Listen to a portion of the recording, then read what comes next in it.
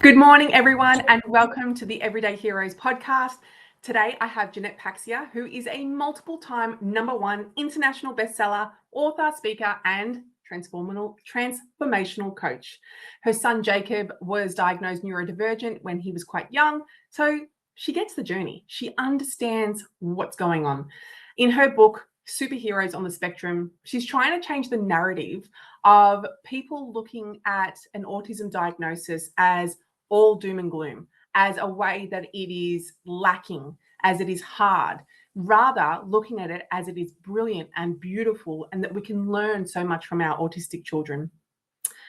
The parents that write in this book really speak to the journeys that they have been on, and it is a range of journeys. And I cannot wait to get into this conversation with Jeannette. So, Jeannette, welcome to the podcast. Thank you so much, Natalie. I'm happy to be here. Amazing. Okay, so let's get into it. So, tell me a little bit about the book, and tell me what inspired you to write the book. I have a few books that I've either contributed in or written, and Superheroes on the Spectrum is probably one of my favorite. It's closest to my heart. I had been on the journey with my son for a long time. As you said, we got the diagnosis when he was younger. It took us a bit to get it. And we were at the store and he was having a meltdown. Well, my son was bigger than me at probably age 10, 11. And this is about the time it was. He was having a meltdown in the store, and this lady came up to me and she said, "You need to beat that child." I went from stressed out mom, not knowing what to do, to mother lion, just wanting to protect him. I don't even remember exactly how we left the store. I think we left everything there and we left. I was just so upset. And she lit a fire under me of wanting to educate people. For one thing, you see a stressed out mom, why are you even coming up and saying anything to her?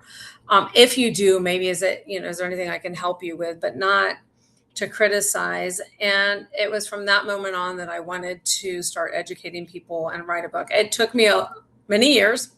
I think 13 or 14 years to do it. And I was lucky that when I was interviewing people to write in the book and contribute, Dr. Crystal Morrison was one of the people I interviewed, and she asked if she could join as a co-author, and it was a perfect matching. This book, like I said, is close to my heart because I really want to educate people, and I wanted to give people a voice that don't usually write. A lot of the people that are in the book have never written before. They were able to, in their voice, we didn't change, the theme of what they were saying. We edited, but not that. They were able to share their stories, and it allows people to see they're not alone, that at least one of the stories they're going to understand if they're going through this journey. Not only that, but people who are not neurodivergent, it allows them to see different ways that they can communicate with or just understand people who are neurodivergent. Yeah, absolutely. So there's been over in Australia, there's been a lot of talk about autism not being a superpower, right? And it being hard. They need to cure it. Well, yeah, that's probably something that comes up as well. And it's this idea that if you are raising a child who is potentially level 3, who's non-speaking, who's aggressive, who's violent, who is not able to maybe contribute to society, then, the way that it was written in this article was that being a superpower was almost like gaslighting the parent into thinking it was something else. Now, it was really interesting to read your book because in your book, you have parents ranging from a variety of different levels of diagnosis with Absolutely. Children. Yeah, you've got kids who are level 1, you've got kids who are level 3, you've got kids that are non-speaking, you've got kids that are completely verbal. And it was beautiful to read, to see that how different the journeys were. And especially from my point of view, I loved being able to relate to the parent who was like, I don't know what I'm doing, and this is out of my I don't even know. Like I think I was really dumbfounded at the beginning of our diagnosis. And me too. Yeah, right. And it was just really, really hard to come to terms with it. And, there was a chapter in one of in the book where the mum turns to a neighbor, to a friend, and she says, you know, I'm ready to give him away. I need him to be adopted because I just don't know what I'm doing. And I was like, hell, girl, I understand. And people will judge that. But I'm like, unless you've walked in those shoes where you are not given a manual, you're not given a textbook, you're not given information on what looks like for this child to thrive.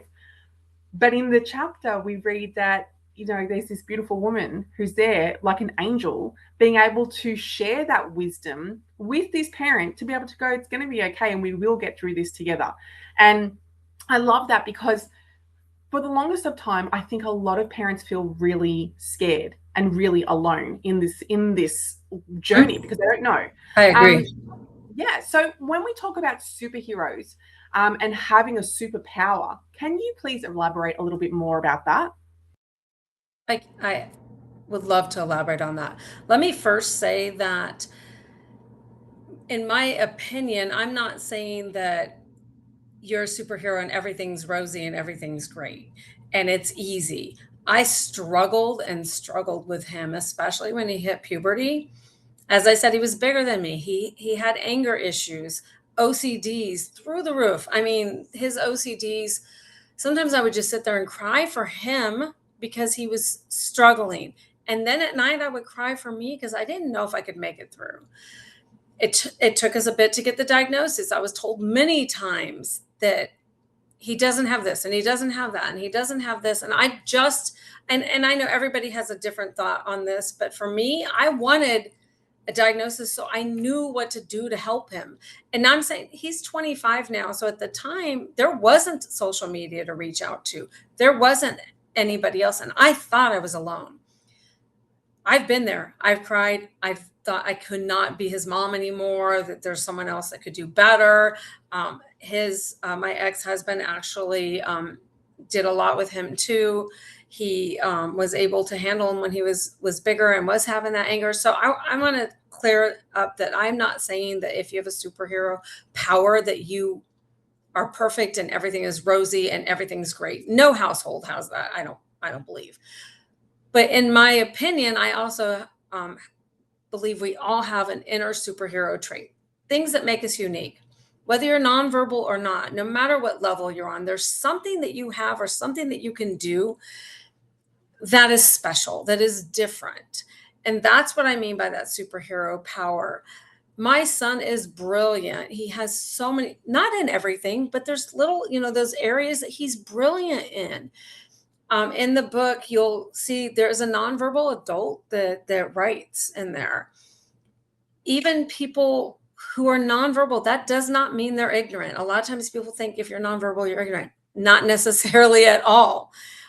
Even if you're on a lower level, you still have things to say or ways to communicate. There's a lot of ways you can communicate and things to offer.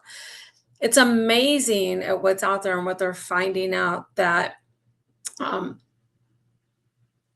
even with nonverbal, one of the stories in there, I won't give it away, but it's the one I cry in almost every time I read it. It's Heidi's story with her son.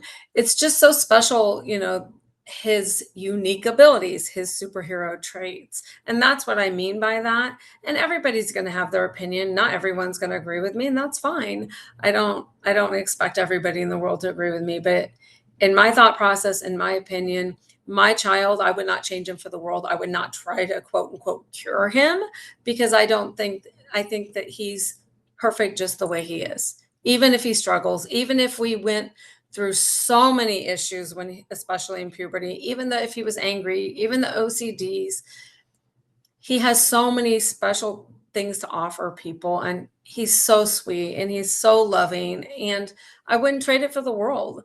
So hopefully that answers your question about superheroes and superhero powers. But I believe every person, whether you are neurodivergent or not, you have a superhero trait and something that's unique, just an ability that you have that's special. Hopefully that I love that makes some sense. No, I love it. And you know why I love it is because, and I say this to the parent who's listening right now, what is it giving you to think of the diagnosis as a point of doom and gloom? What does it give you if you are thinking that this is the end of the world and that my child will never be able to talk, walk, make friends, whatever the narrative that you're putting on it, right? Because Right. we can all think that. But I don't know about you, Jeanette, but I'm not God, and I'm pretty sure that you're not God. So we can't predict what the future is going to look like, right? So why don't we just like change the perspective and make the best of the situation, however hard it is? Because like you said, it's hard. It's not, I don't know a family who's like, yeah, we got it in the bag and we're doing it. Are there days that we're killing it? Yes. Are there days where you know what's hitting the fan? Yes, right? So Oh, yes. yeah, so we just want to make Yes, sure there is. exactly, and we want to make sure that you know if we can help our perspective, Lord, let's do that. And to be fair, whether your child's neurodivergent or not, there's going to be awesome days and there's going to be days that are not so awesome. We have 5 kids in a blended family.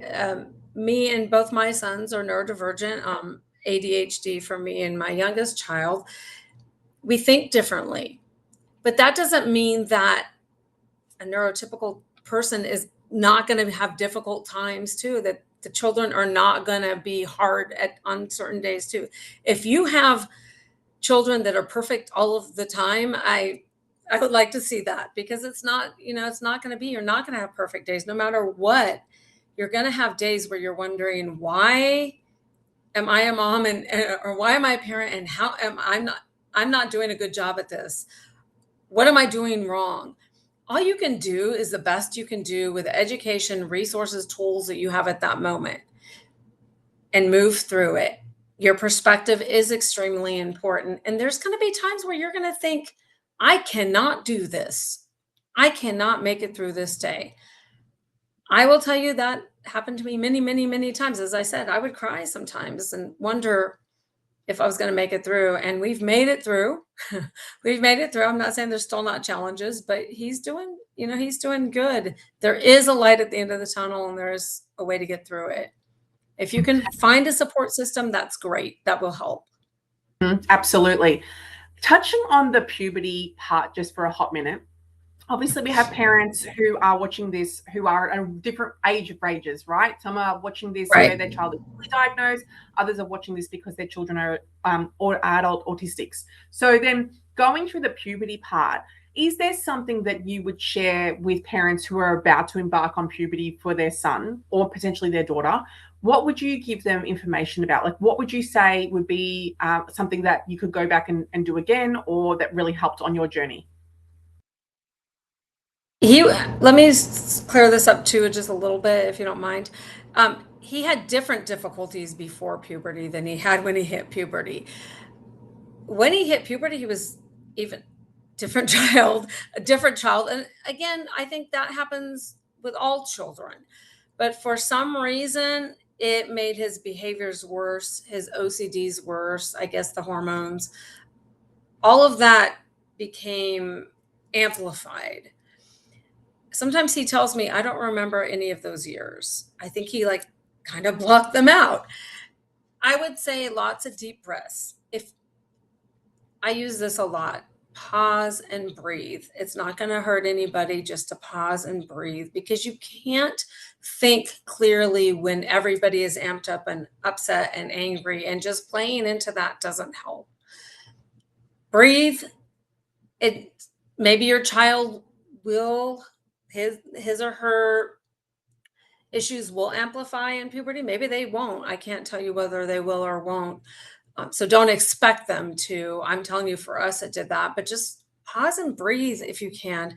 And then you need to find coping mechanisms for both you and your child, ways to get through it. Especially, I have found that a lot of times those with a neurodivergent diagnosis also have multiple diagnoses. So what is it? If that is that an issue for you? And if it is, how are you getting through that? Do you have a therapist? Do you have occupational therapy? Do you have speech therapy? Do you have physical therapy? Do you have a doctor or someone you can talk to, a therapist that you can talk to? I would turn to them too in this time if it does amplify and get worse. Teachers, the team at school. Yeah, your team is everything, right? Like, and if you don't have Yes. 4 or 5 players on the team, it can really cost you the game, right? And it can make things so much harder. Yeah, definitely. He had some great teachers, counselors. We had some that, some schools we went to that weren't so great, but he had some really, really good ones. And I think that's how he made it through junior high, high school, and even then into college. Oh, I love that so much. What can parents, educators, employers do better to support the autistic community, to support our children that are coming up through and going into this next phase of their life? What's something that you would recommend for them to try to help and help the children to really succeed? Well, first of all, I would say understand that every child, adult, person with a diagnosis of autism is different. And the way they handle things is different. You can't just put a general, well, this is everyone with autism won't look you in the eyes. That's not true. You just can't say generally this is what people are going to do. So just knowing that you may not know and may have to come up with new things as you go along to help this person. And also I would say, know that if someone's not answering you, or someone's not quick to answer, or someone is afraid to look you in the eyes, it doesn't mean they're weird, strange, different. It's just the way they handle things. And knowing that people are different no matter what, that doesn't make them strange or different or, wrong. It just means you may have to find a different way to communicate with them, deal with them, help them, support them. Absolutely. And where there's a will, there's a way, right? Like, if you really genuinely care, you will find a way to support that child, whether they're going into a new environment as an employer, that you will make it work. Otherwise, if you're a parent, we try. The whole point of this journey, I have found, is just test and measure, right? We're going to try this, see if it Yes. works. Great. If it's working, let's keep going. If it's not working, cool. We're going to change tactics. We're going to try something else. But you can't try everything all together, all at once, because then you don't know what's going to stick. So one thing at a time, let's see how we go. Because I think parents, especially the parents that I have spoken to, they want to throw everything at their child in hopes that, magically everything will just go away. And a lot of the parents think that this magical thinking that if whatever it is, whether it's the stimming or the, not being, if they're words, they're looking for words to come, if that comes, then magically all of my problems will just simply disappear. But what they don't understand is that those problems might disappear, but then other problems will come into place in standing in for that. And so I think Be that's life. prepared. Yeah, right? It's life. It's life. You never know. Exactly. So tell me, what was the moment that changed your perspective? Obviously, in your journey, you would have seen so many things with your family. What was the moment that changed your perspective? My perspective on Just how to autism. handle him.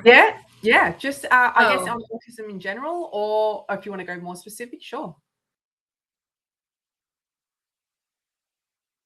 I think once we got the diagnoses and I was able to actually take a breath and know that I wasn't wrong, not that I wanted to be right, but just that there was help out there. And when uh, the psychiatrist at school came up to me and apologized to me because I kept pushing and advocating. I will say for everybody, keep advocating for your child. You know them better than anyone else. And when he came up and apologized to me, it wasn't because I needed an apology. It was because I was starting to think I was crazy. There was something I'm not seeing things right. So I think that might have been a time where I started to really just change my perspective. I've always had the perspective that different doesn't mean weird, or different doesn't mean you're bad, or you can't be loved. So I think I've always been one of those people that loves animals and loves people, and I didn't have to really think to say, no matter what his diagnosis is, I'm going to love him. It's just I wanted to be able to help him. And I think that was the most frustrating part. I could not help him. We tried, all this positive reinforcement, and it didn't work. And we tried this and we tried that. Once I knew that autism was his diagnosis, and then the other ones that came along with that, I was given the freedom to then look into it and see what I could do to help them. Now, like I said, there wasn't as much information out there as there is now, but there was still some. And then, we had a team that helped us. We got more help at school. He was able to do better at school because he had that support. I answered that with multiple answers, but really just knowing that I could now help him and I could help him through this and help him get the support he needed to grow and learn and expand and be that person that he is. Yeah, absolutely. And it does feel very hopeless when you don't know where to turn, where you don't know why, like, who do you even need to be on your team in order to support your child? And what does that look like? Because, you could have two children with ADHD, but they're presenting very, very differently, or you could have extremely differently. Yeah, right? So it's just about really, and I agree with you, you know your child better than anybody else because you are invested in them. You're watching their every move. So be confident in advocating for that. And don't ever let anyone to shut you down, because I just think that is just the worst thing that you can do. And if they are going to shut you down, they are not the right person. So like keep looking until you do find the right person who is going to listen, who is going to make sense for you, because like you said, you're not crazy. You're seeing something, and we just sometimes. Yeah. When you get a call every day, and I was afraid to answer the phone, and I'm afraid to see who's on the. I know it's from school, and I know it's something that they needed to tell me from school. But once he had that team to help him, he got pulled out of classroom for things, and it just was much better. And I'm not saying that I did feel crazy. I can tell you that, because they just kept telling me, no, he doesn't have this. No, you're wrong. You're incorrect. It's a difficult journey. Of course. And especially if you're getting told that by professionals, right, who are authority figures, who are teachers, who are, counselors, who are, maybe they're doctors or specialists, whatever. Of course, you're going to question what you're thinking. And of course, you're going to worry that, like, of course, I don't want to put a label on my child if it's unnecessary. No. But then, hang on, this doesn't add up. So again, go with your gut instinct. I will always, always back a mum. I had a doctor once who said to me, I will take a mother's gut instinct over anything else. And I was like, hallelujah, finally, someone who gets it, right? Because that is amazing. I love that doctor, because we are with them. We are with them usually more than anyone else, or we do see things that other people don't see. You see them at home. The doctor's not at home with you.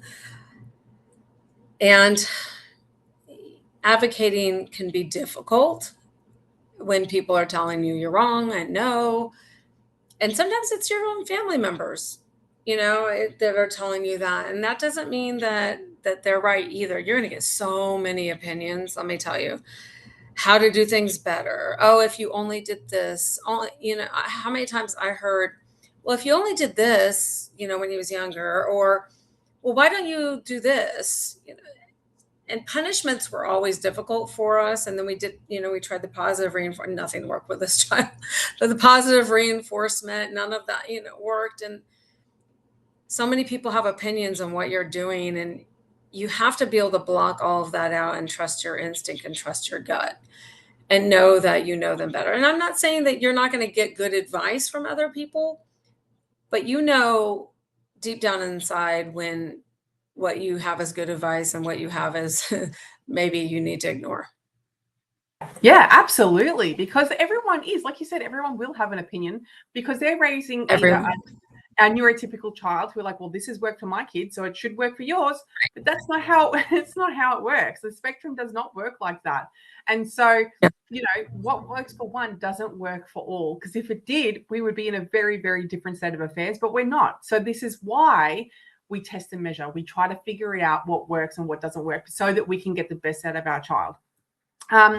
What do you hope that listeners take away from this conversation and from your book?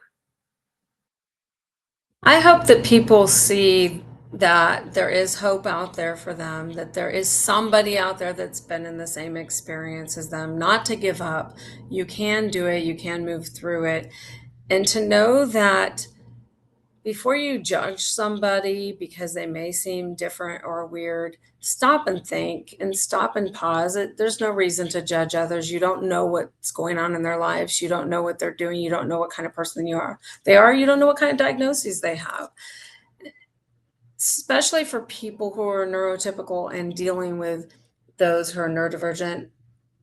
Maybe they don't know that they're which is fine. We're not going to all walk around with our diagnoses on our shirt.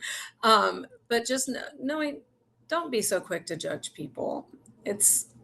You're not giving them a fair chance, and you may find out that you have a lot in common, or you really like that person and you become friends with them. You may be missing out on something great because you were quick to judge. Yeah, and that you will find that maybe the neurodivergent child has a special interest that you love as well, and that's your common bond, right? That's where you relate to each other. So yeah, I wouldn't be so quick to judge because we don't know what's on the other side of the coin, and it's just that's the case for anybody on this whole entire planet. Don't Absolutely. judge. We don't know.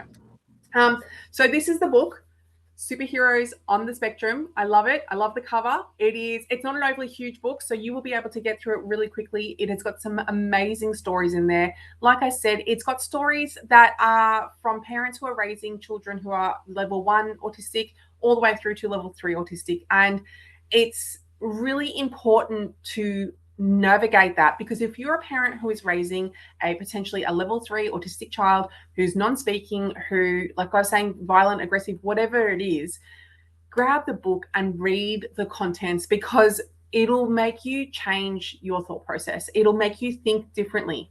If anything, it'll make you have compassion for the families that wrote in the book and wrote the words that are, really just trying to bear all about what they're going through. And at the back, it actually has a whole bunch of like resources that you can check out. So if you want to grab the book, you can get it from Amazon. Is that the best place for them to get it, Jeannette? It's anywhere, it's everywhere. But Amazon, you can get it from Amazon. It's probably easier for Amazon for the Aussie listeners. And I just think it's really important that we can learn from others. I'm often saying to people, tell me what it is so I can learn from you, so I can have guidance from you, because nobody is getting it right and everyone is sort of muddling through. So let's share our experiences so we can learn from one another and we can be better at this parenting game, because I tell you, nobody has it down pat. And if they do and they claim it, they're lying. They are lying. Exactly. And these people have been, they've already been through things. And I'm so grateful to each and every person who wrote in this book and shared their stories, bared their heart. And like I said, most of them have never written before because they did share. But they may have been someplace that you're going, or someplace that you've been where you weren't sure, if you made it through right. But they're all very heartfelt, and they're short. So a lot of us don't have time to sit and, read 100 pages at once. They're a couple pages each. Yeah, that's right. Read a chapter a night. And just to, reach in when you're having a dark day, grab it. You can read it and you can get the wisdom that they share. So it's so important. Where can people find you, Jeannette?